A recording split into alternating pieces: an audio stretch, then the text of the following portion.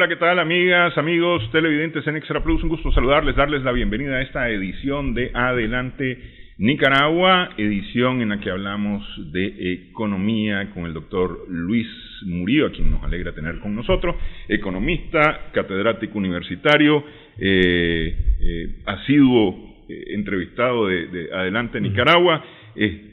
Muchas gracias por estar con nosotros. A la orden. Bueno, se presentó ya un proyecto de lo que va a ser el presupuesto general de la República para el próximo año. De alguna manera, las voces indican que es un presupuesto que entra, las voces, la lógica, los hechos muestran que es un presupuesto que entra golpeado, luego de un año 2020 que ha afectado a moros y cristianos, como se dice popularmente, es decir, el tema de la pandemia ha tenido afectaciones para todo el mundo, literalmente para todo el mundo, y en el caso particular de Nicaragua, que venimos además arrastrando una situación primero de desaceleración, contracción, números rojos, hasta llegar a una situación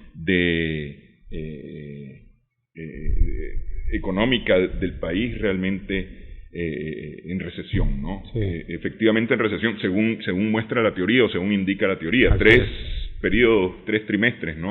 consecutivos de contracción llevan a considerar una recesión oficialmente. Así es. Entonces, y con eso entramos al 2020.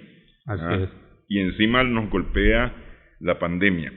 ¿Cómo mira usted ese presupuesto 2021? A ver, el proyecto, por lo menos, ¿no? Sí, no, claro. A ver, yo creo que una de las pocas políticas que ha sido un poco, digamos, bien manejada o relativamente bien manejada en periodo de crisis ha sido la parte del presupuesto. Porque prácticamente lo que ha venido es cerrar la brecha. Yo aquí tengo los datos, traje los datos de 3 años, no sé si lo podemos ver sí, acá. Lo vamos a poner en pantalla, sí. Sí, entonces aquí prácticamente nosotros tenemos 3 años de presupuesto de ingreso y presupuesto de gasto. Entonces, por ejemplo, en el año 2019 nosotros teníamos un presupuesto de ingreso de un poco más de 69.000 millones de córdobas y un presupuesto de gasto de más de 80.000. Eso significaba un déficit de más de 10.000 millones de córdobas que representaba casi el 15% del presupuesto de ingreso y un poco más del 12% del presupuesto de gasto. En el año 2020 prácticamente nosotros bajamos, ¿verdad?, de más de 10.000 millones de córdobas a 1.700. Estábamos hablando de que se bajó de casi el 15% del presupuesto de ingreso, el déficit, a un poco más del 2%. Y ahorita el déficit es apenas 857 millones de Córdoba, porque tenemos un presupuesto de ingresos de más o menos 80.600 y un presupuesto de gasto de 81.500. Eso significa de que el déficit ha venido bajando, ¿verdad?, del 15 en el 2019 del presupuesto de ingresos al 2 y a un poquito más del 1%. Esto prácticamente en el manejo de la política monetaria no es malo.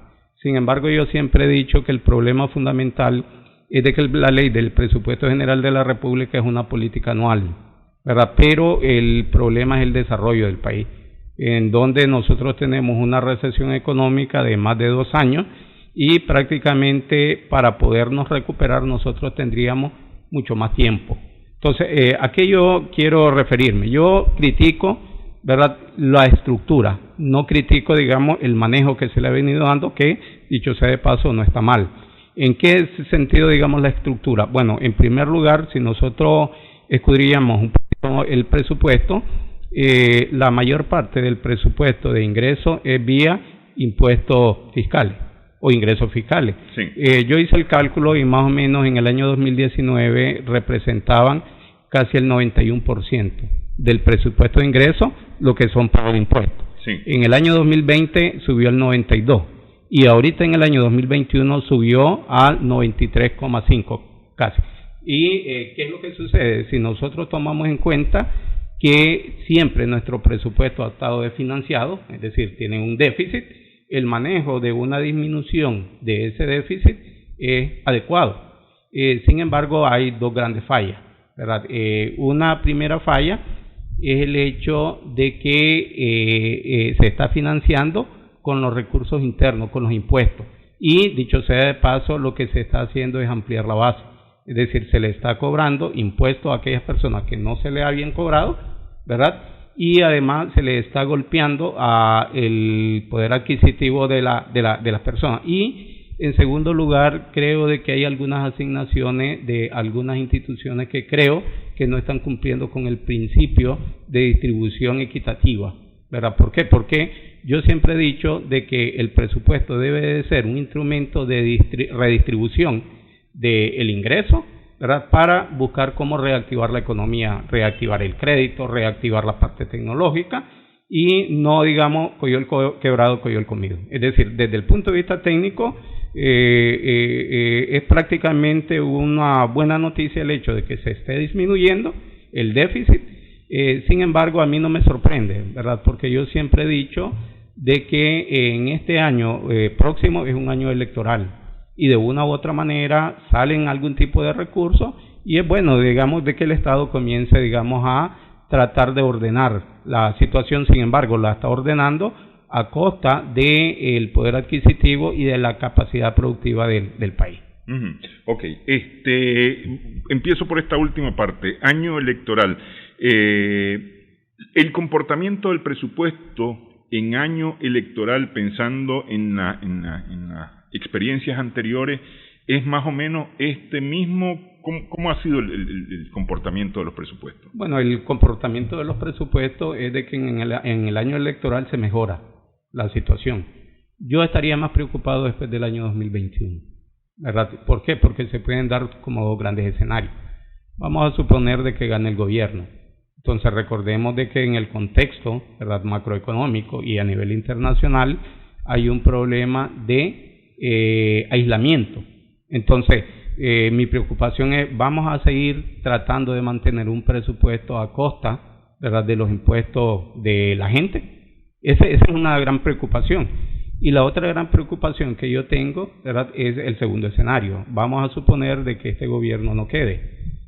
Prácticamente el gobierno que va a asumir va a tener un reto, ¿verdad?, en donde tienen que pasar varios procesos. Y uno de ellos es una revisión de la reforma tributaria que se hizo el año pasado, ante lo cual el presupuesto va a estar mucho más golpeado. Es decir, yo diría de que el verdadero termómetro va a ser a partir del año 2022. Al año 2022 prácticamente este país puede en este caso expresar las cifras más reales porque ya no es un año electoral. Ok, yo tengo un pero con su primer escenario. Claro. Suponiendo que el gobierno ganara las elecciones, es decir, el Frente Sandinista ganara las elecciones en el 2021 y repitiera gobierno, ¿no? Claro. En teoría debería de ser bajo una serie de parámetros que permitan darle legitimidad a ese gobierno, lo que eliminaría de alguna manera los aislamientos. Sí. O podría eliminar los aislamientos, porque al final de cuentas, si yo no quiero hablarle si quiero aislarlo, sea por las buenas o por las malas, lo voy a aislar de todos modos, ¿no? Pero en teoría debería de romper esa barrera que hemos tenido en estos últimos años, ¿no? Lo cual podría generar un ambiente un tanto mejor, digamos, para inversión extranjera, para no sé, de repente hasta créditos concesionales. Sí, pero eso pasa realmente por recuperar la alianza estratégica que se tuvo por mucho tiempo, más de 10 años, la alianza del gran capital, en este caso, del gobierno y de los sindicatos, que dicho sea de paso se rompió. Sí. Y pasa también por buscar, digamos, algunos elementos de carácter técnico que sean mucho más creíbles. Voy a poner, digamos, un ejemplo. Si nosotros agarramos cualquier ley del presupuesto general de la República, que es anual y es diferente un año en relación a otro, yo agarré, por ejemplo, los últimos 3 años, 2019, 2020 y 2021. Entonces, en la primera parte hay algo que se llaman los supuestos macroeconómicos. Sí. ¿Verdad? Entonces, en el año 2019, y aquí nosotros lo tenemos, los supuestos macroeconómicos establecen el año real, que es el año 2019, y una proyección hacia el año 2022. Uh-huh. Sí. Entonces, allí hay algunos indicadores como el Producto Interno Bruto en millones de córdobas corriente, la tasa de crecimiento, la tasa de inflación, la tasa de evaluación, ¿verdad? El precio internacional del petróleo, etcétera. Ese es un primer punto. Si nosotros agarramos el año 2020, esos supuestos macroeconómicos, ¿verdad?, quedaron hasta 2020. No hubieron ningún tipo de proyección hacia el futuro. Uh-huh. Los supuestos macroeconómicos ya estoy sacado del presupuesto general de 2020. Si nosotros agarramos el anteproyecto, ¿verdad?, porque ahorita es un anteproyecto, nosotros miramos de que volvieron, ¿verdad?, a agarraron desde el año 2018 y proyectaron hasta el año 2024. Entonces, ¿qué es lo que sucede? Para ser consistente, y si nosotros agarramos cada uno de los elementos, varía el supuesto macroeconómico de un año a otro, o de un presupuesto a otro. Uh-huh. El otro elemento... Es decir, no hubo ajuste sobre los supuestos. No, Ajá. Sino que el mismo supuesto, pero cambiaron los datos. Okay. El otro elemento es de que hay algunos supuestos que yo creo que eran irreales hasta esta propuesta de presupuesto. Y pongo, digamos, el ejemplo del último supuesto, que es el precio promedio del petróleo. Entonces, en el año 2019, que agarraron 2017 hasta el año 2022, el supuesto macroeconómico de precios del petróleo, ¿verdad?, en dólares, se estableció, ¿verdad?, 2020, casi más de $78 el barril. Sí. El 2021, ¿verdad?, el 2022, 70. Uh-huh. Si nosotros agarramos el año 2000, los supuestos del año 2020 siguieron persistiendo, ¿verdad?, en el año 2020 72.3, cuando prácticamente, ¿verdad?, lo habían puesto en 72. Pero sí, nosotros ahora agarramos los supuestos y en el último dato, y nosotros miramos que a partir del año 2021 establecen, ¿verdad?, a partir del año 2020 establecen el supuesto de que los precios internacionales del petróleo van a oscilar entre 41 y 45 dólares. Entonces, ¿qué es lo que sucede? Yo creo que hay que ser realista. El precio internacional del petróleo ha venido bajando y en determinado momento estuvo en menos de 20 dólares y en un muy corto plazo incluso fue precio negativo. Sí. Entonces, ¿qué es lo que sucede? Si tú vas a establecer un instrumento de carácter técnico, tú tienes que ser consistente con estos indicadores y prácticamente agarrar un supuesto que sea real. Cosa que no ha hecho, por ejemplo, Venezuela. Venezuela es uno de los principales problemas. Independientemente de la crisis, estableció un precio de petróleo de más de $100 y eso no se ha dado.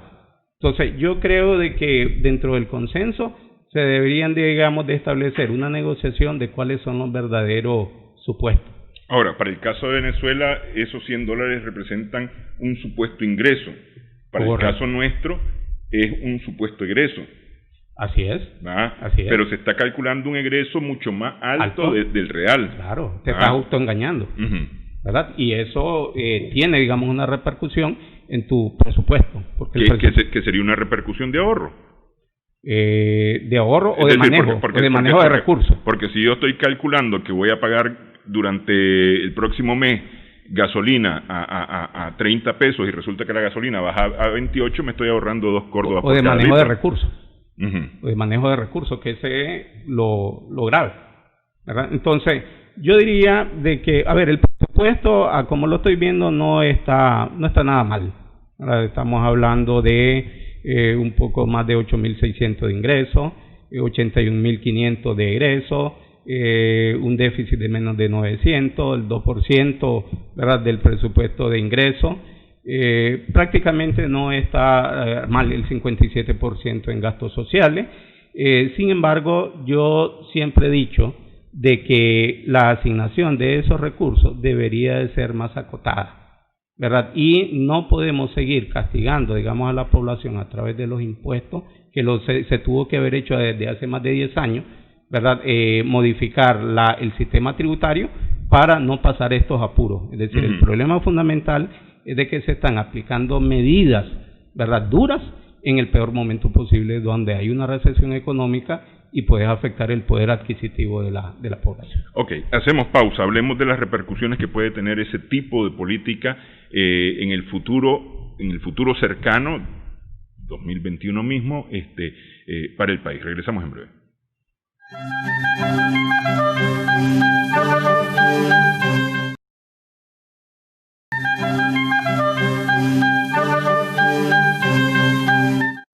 Seguimos en Adelante Nicaragua en Extra Plus. Estamos conversando con el doctor Luis Murillo. Se redujo el déficit entre ingresos y egresos, o se ha venido reduciendo 2018, 2019, 2020, 2021, ¿no? Sí. Principalmente el ingreso a razón de impuestos. Pasaron del 91 al 94. El 93.5 casi. Al 93.5%, sí. ¿No? En la representación de los ingresos. Claro.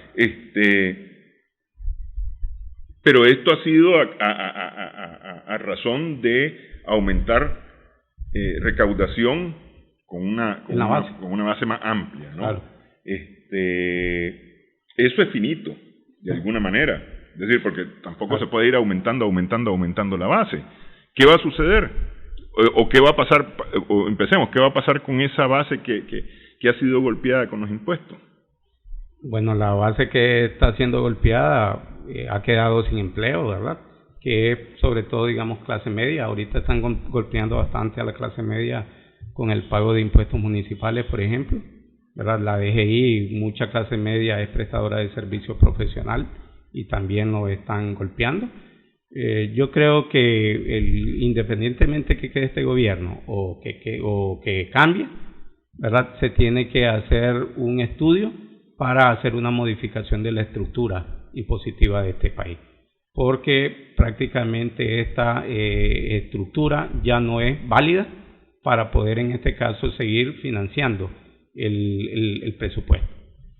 Yo creo de que uno de los éxitos que ha tenido, digamos, este gobierno para enfrentar la crisis de más de 2 años ha sido de que tuvo un olfato, ¿verdad?, antes de la crisis, a partir del año quizás 2014, 2015, y comenzó a establecer acuerdos de préstamos de mediano plazo con algunos organismos financieros internacionales, y esto le ha permitido, digamos, mantener recurrentemente un proyecto de inversión de más de $20 millones diarios, que dicho sea de paso lo han mantenido. El puente de desnivel, las carreteras, la interconexión entre la costa atlántica y el Pacífico, ¿verdad? Y eso ha venido, digamos, reactivando un poco, digamos, la economía, pero esto no va a ser, ¿verdad?, para siempre, y no es sostenible. Yo siempre he dicho de que independientemente que gane este gobierno u otro, la solución es hacer un acuerdo y establecer un plan, y dentro de ese plan buscar cómo repensar el sistema tributario de este país. Que ese repensar el sistema tributario del país implica revisar las reformas del año pasado, ¿verdad?, del 2019, pero también revisar exoneraciones y exenciones de las cuales hemos conversado ya en programas anteriores. Claro, yo creo que se pueden hacer, bueno, 2 cosas, o se deben de hacer 2 cosas. Uno, hacer una revisión de la reforma tributaria, y esta revisión debería de hacerse con estudios de sensibilidad o de elasticidad de cada uno de los productos. Pero también debería de establecerse la identificación de aquellas leyes que en periodo de auge de la economía generaron, como muy bien usted decía, exenciones y exoneraciones de algunos sectores, externos sobre todo, que se llevaron, digamos, mucha plata de este país. Es decir, con esos 2 elementos creo de que se podría mejorar la situación del financiamiento, porque olvidémonos, este país ya no está teniendo niveles de ingresos de más de $600 millones de la ayuda a nivel internacional en forma de cooperación, que lo que hacía era cerrar la brecha del presupuesto. El presupuesto de Nicaragua siempre ha sido deficitario, ¿verdad? Y ha tenido un déficit de, bueno, hasta un 8-10%. Si se ha bajado, está bien. Pero, insisto, el problema fundamental es que estamos haciendo políticas de corto plazo a través de la ley y a través del presupuesto general de la República, que no están en concordancia totalmente con un plan de desarrollo de nación. Alguien me dirá, bueno, pero si la ley establece de que debe haber una congruencia y hay un principio entre el presupuesto general de la República, el Plan Nacional de Desarrollo, la estrategia financiera, ¿verdad? Sin embargo, hay un divorcio. Si nosotros miramos, el Plan Nacional de Desarrollo planteado por el gobierno es más como una carta al niño Dios, es más una propuesta de carácter política que de reactivación de carácter económico. Es decir, no podemos esperar 2021 una reactivación económica. Yo diría de que no vamos a esperar una reactivación económica, pero tampoco un deterioro. Porque es que, a ver, vamos a quitar la pandemia de la ecuación.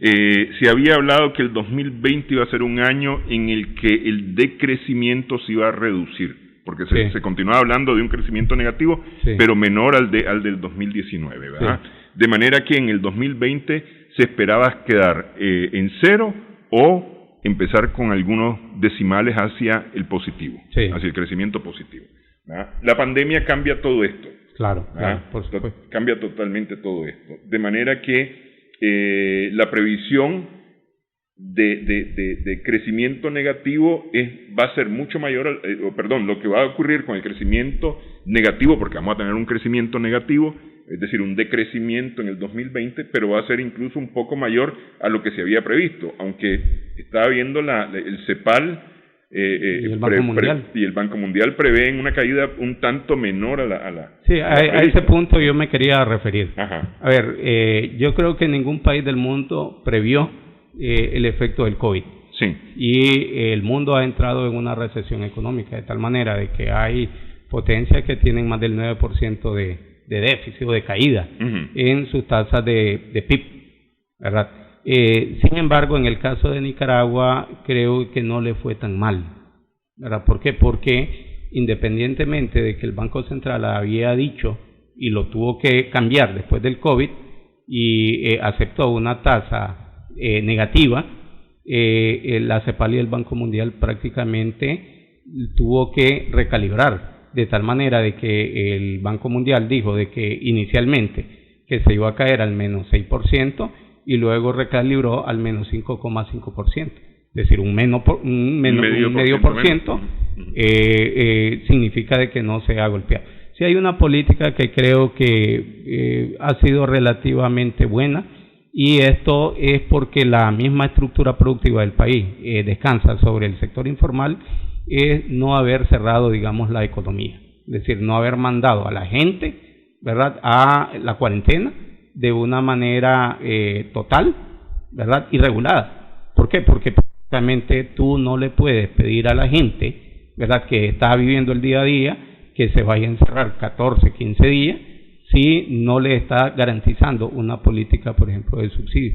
Que en el caso de Nicaragua, gracias a Dios, los repuntes del COVID no han sido, digamos, tan espectaculares, independientemente de que hayan un diferencial entre los datos oficiales y los datos no oficiales.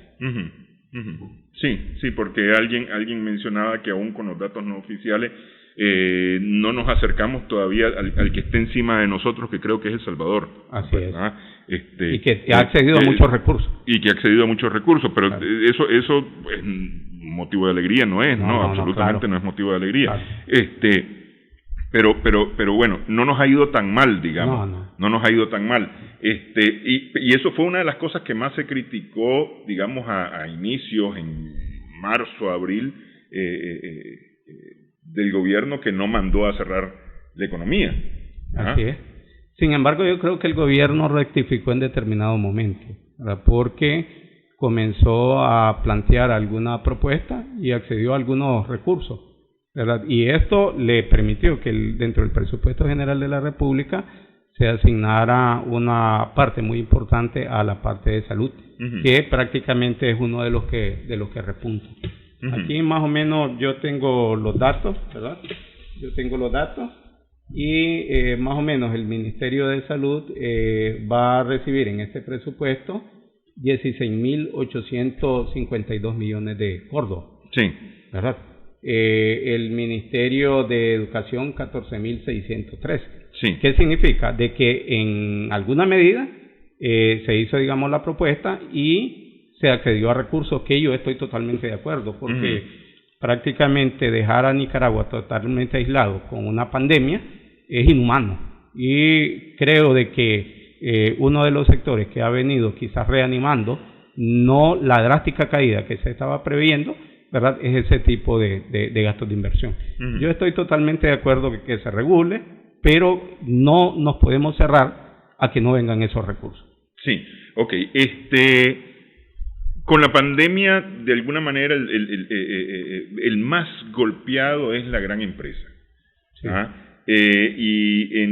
Aunque no necesariamente sea la gran empresa, uno de los más golpeados, según las informaciones que ha habido, es el turismo. Evidentemente el turismo venía del golpe del 2018, empezó a sacar la cabeza en el 2019 y en el 2020 la pandemia, y esa ha sido realmente letal, me parece a mí, para el tema de turismo, ¿verdad? ¿Cómo va a aumentar? Ya dijimos, aumenta la base impositiva, pero ¿cómo va a aumentar esa base impositiva, además, con quienes más pueden generar, que son las grandes empresas, ¿verdad?, recursos fiscales para el gobierno o para el Estado? A ver, en primer lugar, yo creo que la mayor parte de los que pagamos, o de los que pagan, no es la gran empresa, porque recordemos de que hay una política de más o menos unos 1.600 millones de dólares en cada presupuesto general de la República, que está destinado a exenciones y exoneraciones. Y la gran empresa, tanto la nacional como la externa, siempre ha accedido, digamos, a esos recursos por los mecanismos que se exigen, ¿verdad? Entonces, ¿qué es lo que sucede? Yo creo que los que han sido más afectados es de la mediana empresa hasta la microempresa, que de una u otra manera han tenido, digamos, que modificar, han tenido que cambiar, ¿verdad?, su estructura de costo, y prácticamente ahora los están empujando más a la informalidad. ¿Por qué? Porque prácticamente, imagínate una microempresa que tiene, digamos, su actividad económica en su casa y que le caiga a la alcaldía cobrándole, por ejemplo, el IBI, muy difícilmente lo va, digamos, a soportar, y lo que va a suceder es lo que ha sucedido en el mercado oriental, que la gente deja los puestos fijos y comienza a andar ambulando. No sé si en su localidad ha observado ese fenómeno en donde mayor cantidad de personas están vendiendo todo tipo de cosas, verduras, mascarillas, etcétera, etcétera, y eso es un indicador de que el sector informal está generando actividad económica, pero no necesariamente más impuestos. Sí, y es ahí lo que pregunto, es decir, no es la gran empresa la que está pagando la mayor cantidad de impuestos, pero tampoco es el sector informal el que va a pagar los impuestos. No. Entonces, son los que quedan.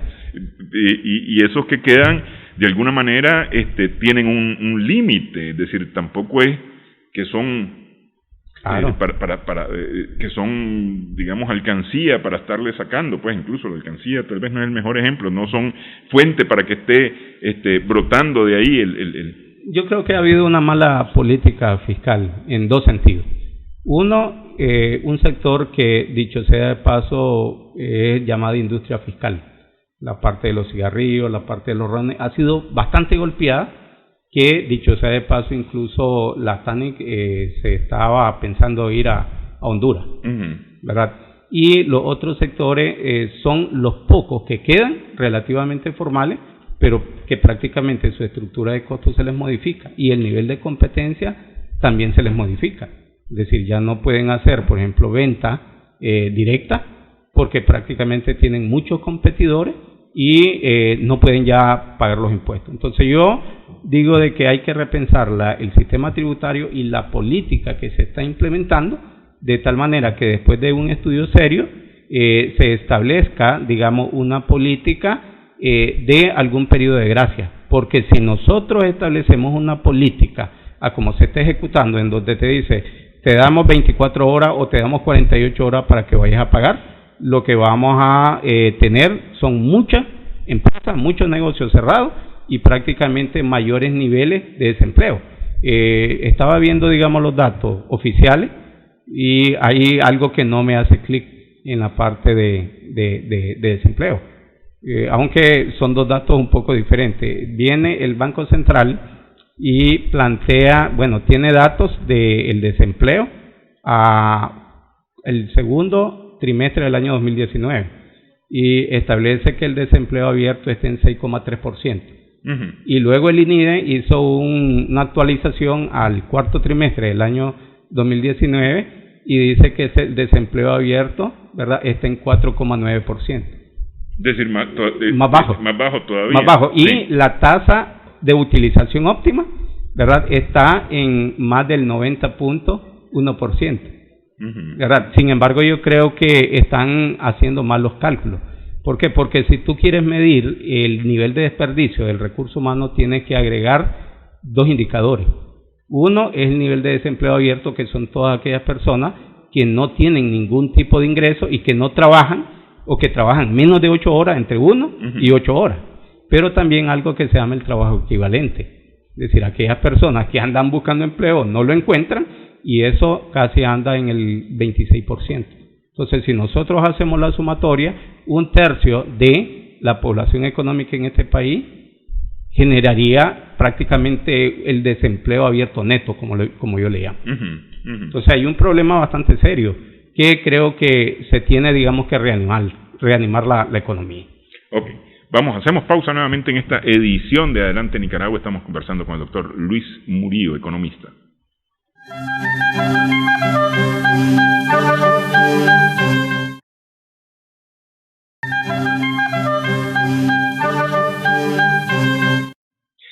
Estamos en Adelante Nicaragua, en Extra Plus, conversando con el doctor Luis Murillo, economista.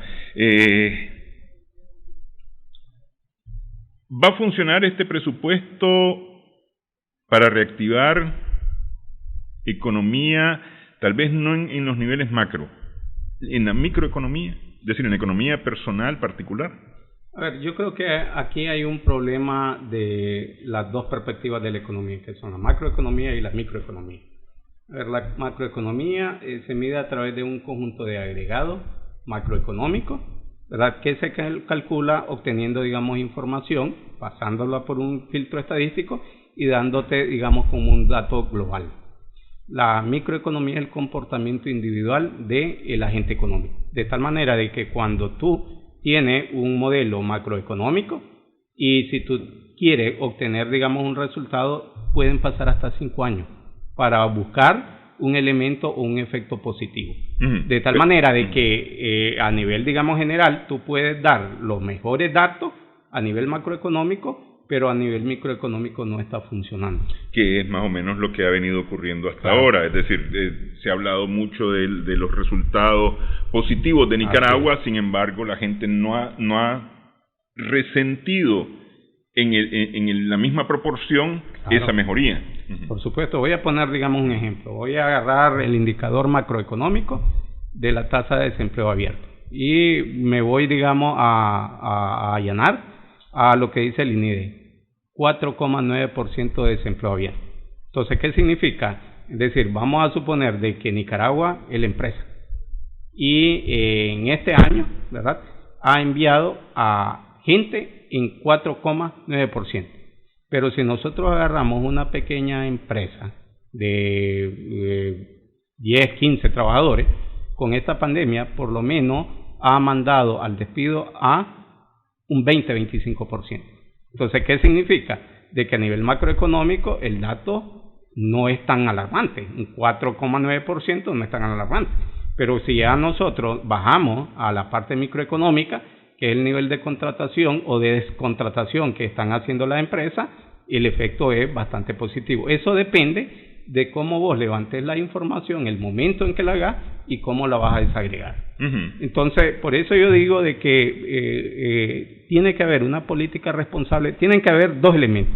Una política responsable, ¿verdad?, de manejo de la política macroeconómica y también un contexto que a vos te permita que la economía esté en un ciclo expansivo y vos podás en este caso trasladarle a la parte microeconómica. Es por eso que yo digo que uno de los primeros pasos que debería de dar el gobierno, ¿verdad?, es hacer una revisión de esa partida de exenciones y exoneraciones. Yo no entiendo por qué no se ha, digamos, revisado. Si prácticamente aquí hay muchas empresas que no necesitan ese subsidio. Una empresa necesita un subsidio cuando tiene una demanda, ¿verdad?, más elástica. Cuando tiene una demanda inelástica no la necesita. Y pongo, digamos, el ejemplo del azúcar, que siempre lo he puesto. El azúcar tiene un costo de caña, ¿verdad? Tiene un costo de no más de $10 a nivel internacional, precio, ¿verdad? Precio de no más de $10, tiene un costo de producción que anda más o menos entre $12 y $14, y metámosle pluma cuánto pagamos nosotros los nicaragüenses, $22. Entonces, y se le da un subsidio de $80 millones anuales. Es decir, yo haría una revisión, y si es una demanda inelástica, yo no le tendría por qué dar subsidio a esa industria. Claro, porque al final de cuentas es un doble subsidio. Por supuesto. Lo subsidiamos los consumidores nacionales y lo subsidia el Estado, que al final de cuentas seguimos siendo los consumidores nacionales. Así es. Entonces, ese tipo de elementos yo creo que se deben de revisar, ¿verdad?, y se debe de corregir, ¿verdad?, los indicadores macroeconómicos para poder trasladar lo más pronto posible la parte macroeconómica a la parte microeconómica. Ok, pero ¿puede este presupuesto 2021 colaborar con la parte microeconómica, con el mejoramiento de condiciones económicas de manera particular? A ver, el problema fundamental, bueno, son dos cosas. Uno, reitero, de que desgraciadamente el presupuesto es una política de muy corto plazo. Sí. Y lo que necesita este país es una política de largo plazo, una política de desarrollo. Sí, es que justamente por eso le pregunto, porque viene año electoral. Sí. El voto tiene que ver mucho con el estómago. Entonces, eso es lo que voy, ¿verdad? Sí. Ese es el primer punto que creo que hay que tener claro. El segundo punto es de que cuando hay un año electoral, y no solo en Nicaragua, comienzan a salir recursos y comienzan a establecer algún tipo de política de carácter populista. Sí. De tal manera de que da la sensación, incluso en un periodo de crisis tan recesiva como la que estamos pasando, de que la situación no está tan mal. De tal manera de que se le puede dar algún tipo de subsidio, se le puede dar, digamos, algún tipo de prebenda. Voy a poner, digamos, el ejemplo. La alcaldesa estuvo un día de esto en uno de los programas del Canal 15, y lo que dejó establecido es de que iban en este próximo año a ejecutar mayor cantidad de viviendas de interés social. Entonces, ¿qué es lo que sucede? De que el proyecto Vilmar Martínez tiene 50,000 viviendas, pero el déficit de este país es de casi 1 millón de viviendas. Entonces, ¿qué es lo que sucede? Tú en año electoral le puedes dar como la ficción, el canto de sirena de que le vas a dar, digamos, una vivienda, que no es malo. Pero ¿qué va a pasar en los próximos años? Le vas a cobrar más impuestos, no le vas a garantizar, digamos, el empleo, etcétera. Entonces, desgraciadamente, en años preelectorales o en años electorales no es el mejor indicador del presupuesto. ¿Por qué? Porque ahí la política se vuelve un poco más laxa y es más de carácter populista que de carácter técnica desde el punto de vista económico. Ok, y desde el punto de vista de la inversión, ¿cuál es el comportamiento de inversión en el presupuesto para este año? Bueno, casi el 30%. Es decir, más que el 2020. Sí, se ha mantenido. Lo que pasa es que la política, y yo creo que fue una intuición que tuvo, digamos, el gobierno, fue provisionar, ¿verdad?, créditos con estos organismos financieros internacionales, ¿verdad?, en vías de comunicación, en infraestructura, que de una u otra manera mantiene el presupuesto. Lo que yo revisaría dentro del plan de inversión pública es el nivel de ejecución de los presupuestos o de los proyectos, porque existe la tendencia de que hay siempre una subejecución relativamente elevada que puede llegar hasta un 60%, ante lo cual te genera una ineficiencia. Sí, yo creo que ahí vemos este cuadrito, por ejemplo, acerca de la inversión pública en el presupuesto general de la República, de 25,000 millones de córdobas, ¿no? Claro. Y el principal es carreteras, y efectivamente el gobierno ha anunciado que en el 2021 vienen varias obras de infraestructura en ese sentido, ¿no? De carretera, incluso yo no sé si la pista Juan Pablo II en Managua, la pista de la Resistencia, sí, está como presupuesto del 2021 cuando ha empezado a ejecutarse en el 2020. Bueno, esto recuerda de que es un plan, ¿verdad?, de modernización del sistema vial en Nicaragua, que tenía planteado incluso 9 puentes a desnivel. Sí. ¿Verdad? Y ya estaba proyectado, presupuestado desde antes de la crisis. Uh-huh. Entonces lo que se buscó fueron fondos stand-by, en donde se le da año con año un tramo y se está, digamos, ejecutando. Sí. Y eso lo podemos ver los Managua, cuando nosotros vamos a lo largo, digamos, de la UCA, por ejemplo, para buscando la rotonda a Santo Domingo, nosotros miramos como que ha pasado un huracán, es decir, sí, las casas que prácticamente han sido declaradas de utilidad pública por donde va a pasar el... Sí, que eso ha venido desde el 7 Sur, ha venido avanzando hacia y eso no se detiene, y yo creo que no es malo. Uh-huh. El problema fundamental es de que no se está teniendo una política pública, sobre todo, digamos, en la parte más prioritaria, en garantizar empleo, a pesar, ¿verdad?, que el gobierno tiene 8 prioridades, ¿verdad? Acá está prácticamente las 8 prioridades para el presupuesto 2021. Continuar ampliando el sistema de infraestructura logística, que es seguridad ciudadana, uh-huh, ¿verdad? Garantizar el empleo público de los 120,000 trabajadores. Uh-huh. Se protegerán los ingresos de la familia asegurada, y por eso dentro del presupuesto se le está dando, creo que son como 1.200 millones de cordo al Seguro Social. Que incluirían la deuda. La deuda, claro, la deuda histórica. Uh-huh. Sostenibilidad de la Seguridad Social. Se continuará financiando el programa de alta incidencia de reducción de la pobreza, que, dicho sea de paso, ha venido aumentando, porque ha venido aumentando del 28 casi a un 33%. Sí. Y se va a garantizar el cumplimiento oportuno del pago de la deuda. Uh-huh. Incluso en el pago de la deuda, prácticamente se están destinando más de 1.200 millones de cordos.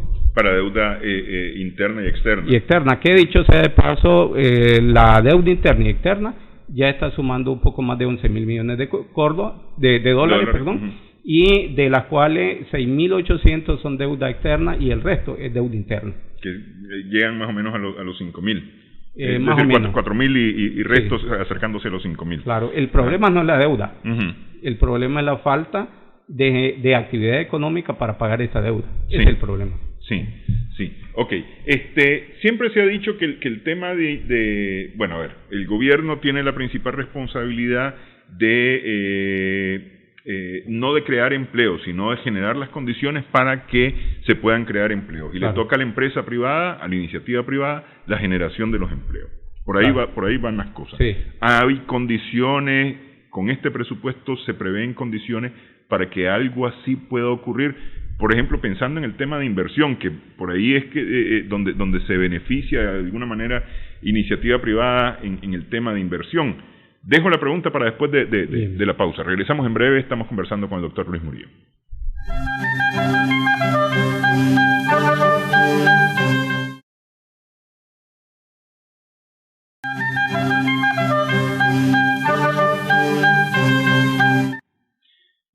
Seguimos en Adelante Nicaragua con el doctor Luis Murillo. Sí. Contestando su pregunta, ajá, yo creo que aquí hay una falla muy puntual. Sí. Estas son las 8 prioridades que tiene el Presupuesto General de la República, o el anteproyecto del año 2021. En la prioridad número 4 se plantea proteger el empleo público, ¿verdad? El empleo público de más de 135,000 empleados de carácter público. ¿Cuál es la falla? Dentro de la Constitución Política de la República se establece de que el Estado es el responsable de garantizar las condiciones para que todo y toda nicaragüense tenga un empleo digno, ante lo cual dentro del Presupuesto General de la República me están violando mis derechos. Pero el gobierno o el Estado no crea el empleo, es decir, aquí lo que está haciendo es protegiendo el empleo del que es responsable, digamos. Sí, pero tiene que crear las condiciones. Y voy a poner un par de ejemplos. Entonces, por ahí va mi pregunta. Sí. ¿Se crean con este presupuesto condiciones? No, con este presupuesto no. Uh-huh. Sin embargo, hay algunas políticas que podrían en este caso funcionar, detenerla. Voy a poner, digamos, dos de manera muy específica. En esta economía se incorporan anualmente más de 100,000 jóvenes de más de 14, 15 años que entran a la población económicamente activa y que no encuentran empleo. Sí. Pues bien, una política adecuada como propuesta de la juventud es el primer empleo. ¿Y qué significa esto? Significa de que si vos, empresario, le vas a dar el primer empleo, yo puedo establecer una política pública de carácter fiscal bajándote, por ejemplo, el impuesto sobre la renta. En un porcentaje, si vos me contratás a un 20% de tu nómina. El otro elemento, ¿verdad? El otro elemento es buscar cómo modificar, ¿verdad?, los criterios para poder acceder a las exenciones y exoneraciones que te permitan tener un periodo de tiempo para recuperarte y que beneficie no solo a la gran empresa. El problema fundamental, y usted me preguntaba por el sector turístico. En el sector turístico hay una ley de incentivo al sector turístico, ¿verdad? Sin embargo, si vos no tenés una inversión de más de $100,000, olvídate, no puedes acceder. Ante lo cual el pequeño, el microempresario que necesita ese incentivo no lo tiene. Sí. Entonces hay que hacer, digamos, una modificación de la política, y eso pasa por estudio y por una voluntad política que creo que ahorita no existe. Sí, y efectivamente, y eso lo hemos conversado ya en varias ocasiones, sí. La voluntad política para realmente beneficiar a los que deben ser beneficiados no ha existido hasta este momento, y no es de este periodo de gobierno, ni de los 2, 3, 4, es decir, ha sido endémico en Nicaragua de alguna manera. Así es. Sí, totalmente. El problema fundamental es de que la mayor parte de la política fiscal en este país ha sido más de carácter recaudacionista, sí, que generadora de actividad económica, y ese es un problema serio, ¿verdad?, que no permite, digamos, reactivar a algunos sectores de la economía. Una política que creo que reanimaría, digamos, la economía es buscar cómo reconstruir las cadenas productivas, ¿verdad? Porque con las cadenas productivas tú puedes hacer más efectiva la política fiscal y hacerle llegar, por ejemplo, el incentivo o los recursos a la persona que realmente la van a tener. Que no ocurra lo del café. Sí, en el año 98, ¿verdad? Sí. Cuando prácticamente se estableció una política de $30 de incentivo y le quedó a los beneficiados seco. ¿Por qué? Porque prácticamente los pequeños productores no podían acceder a ese subsidio. Sí, estaba destinado para ellos supuestamente. Así es. Ok. El tema del emprendedurismo, del cual se habla tanto desde el sector privado como desde el sector público, podría ser una solución, digamos, a partir del 2021. Y aquí lo hemos dicho ya en otras ocasiones, el gran problema es que no hay una política para emprender. Es decir, se habla, se dice, ¿verdad?, hay que emprender, vayan a emprender y demás, pero desde el punto de vista académico, desde el punto de vista financiero, desde el punto de vista político, no hay condiciones para emprender, o son muy difíciles las condiciones para emprender. A ver, yo sí son difíciles, pero no imposibles. Sí, no, imposibles no, porque hay emprendimiento. Claro, sí. Claro. A ver, yo diría de que se podrían comenzar con dos cosas, que dicho sea de paso son importantes y no se han comenzado. Uno, ¿qué entendemos por emprendedurismo? Porque desde mi punto de vista se está haciendo una confusión entre lo que es el emprendedurismo, la economía informal y la economía de subsistencia. Sí. ¿Verdad? Ese es el primer elemento. Y en segundo lugar, establecer realmente una verdadera política pública que identifique a los verdaderos emprendedores y que a través de esa política tecnológica, de financiamiento, de mercados inteligentes, logren en este caso trascenderlo, de tal manera de que no puede seguir diciendo de que el emprendedor es aquella persona que se queda sin empleo y que va a hacer pollo en la calle o que va a ir a vender cajetas, etcétera. Eso no es un emprendedor, esa economía de subsistencia que, dicho sea de paso, en el caso de Nicaragua ha sido el bolsón que absorbe la mayor cantidad de desempleo en las diferentes crisis económicas. Sí. Entonces, ¿qué es lo que sucede? Yo, primero que creo de que yo haría, digamos, una reestructuración del MEFCA, de tal manera de que se entienda qué realmente es el emprendedurismo. Y además de eso, una verdadera política pública. Y una verdadera política pública que incentive, ¿verdad?, algunos elementos, un pueblo, un producto, por ejemplo, que es una metodología que los japoneses establecen, agarran todo un territorio y comienzan a trasladarle recursos tecnológicos, financieros, y lo logran, digamos, sacar adelante. Pero no podemos seguir, digamos, politiqueando y siendo populistas diciendo de que el emprendedurismo es aquella persona que tiene una idea y que la va a sacar. Incluso yo recuerdo que cuando yo hice mi tesis, ya hace mucho rato, en el año 92, de la muestra, únicamente tuvieron, después de un año, algún tipo de éxito, solamente el 4%. Es decir, de cada 100, solamente 4 tenían algún nivel de éxito. Después de un año, prácticamente la mayoría había desaparecido. Entonces, ¿qué es lo que sucede? Que en el caso del emprendedurismo es, digamos, al revés. Es agarrar el sector informal, ¿verdad?, identificar a los más listos, orientarlo y trasladarlo o hacerlo migrar hacia el sector formal, pero no es al revés. Acá se está agarrando el sector formal que está quedando sin empleo y se dice de que es emprendedurismo lo que cae en la informalidad, y eso no puede ser. Yo cambiaría solamente, estoy de acuerdo con usted, pero cambiaría nada más en el proceso un tanto, por un asunto de equidad, le daría todo herramientas para de esas herramientas ver cuáles son las más probables posibles, que serían los más listos, y a eso sí darle todo. Eso en cuanto a empleo, ¿verdad?